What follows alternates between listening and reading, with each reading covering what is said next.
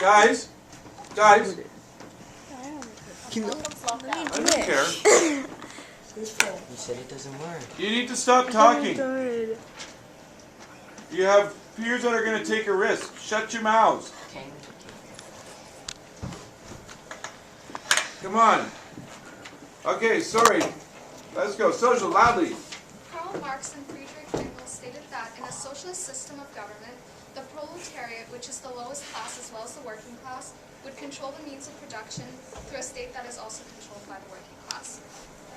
This was seen as a step from capitalism towards a communist system.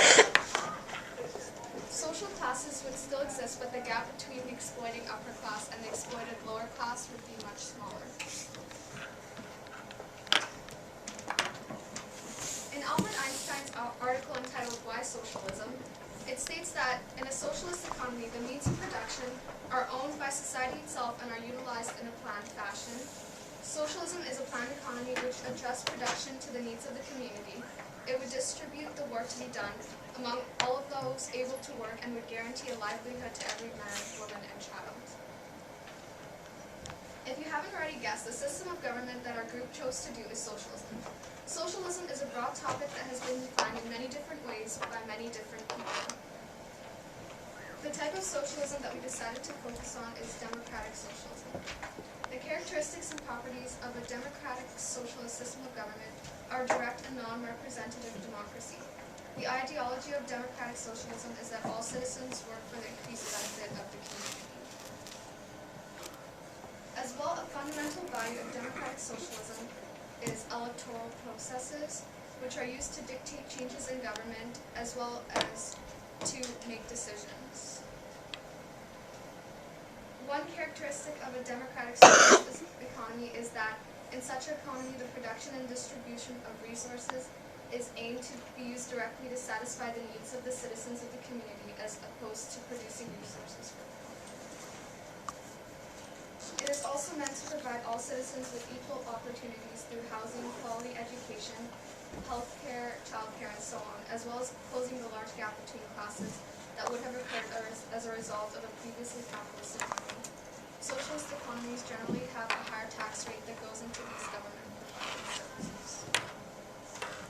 Socialist economies are generally based on the ideology of public property rather than private property. Generally, democratic socialism supports a capitalist system with few changes. Overall characteristics of a democratic socialism are ensuring human rights, collective ownership, and a strong welfare state. So one example of a country that has socialism is China. And basically some people might think that they're communist or a republic, but yeah. And then there is Cuba, which is also and the old Laos Republic, and Vietnam. There's also an example of socialism. There's a bakery in California called the Arizmendi Bakery, and basically the bakery is run by the workers. There's a place called Mondragon in Winnipeg, which is like that.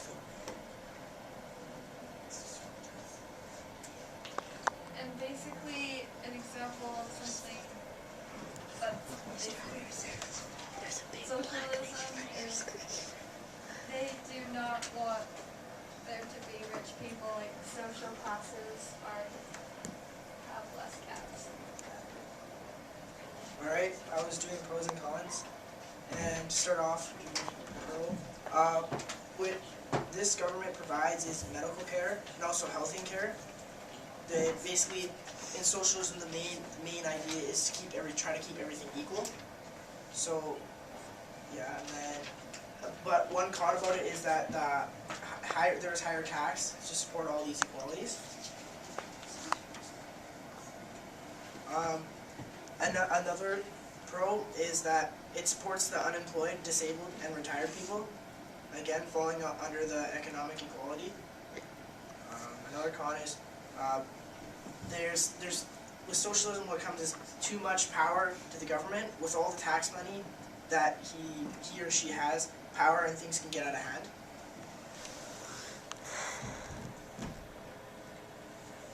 Another thing socialism provides would be that it increases some of workers' rights is increased. Another con would be it's hard to start a big company because there's such high taxes. Another thing socialism provides is public education, falling, guess would they be falling under education equality?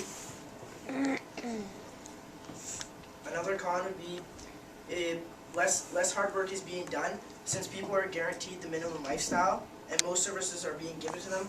Therefore, they do not have to work as hard, therefore not earning as much money. But as was stated, the main idea, socialism, which is a big pro, is it closes the gaps between rich people and poor people, making everyone at a normal living style of life.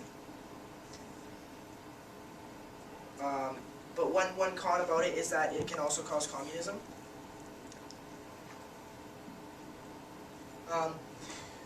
My last pro would be that the economy is more controlled, less chance of a fall or a big crash.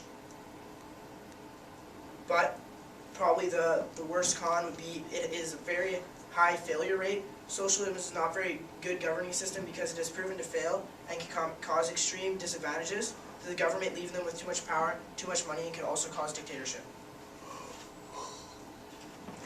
Okay. Right on, socialism!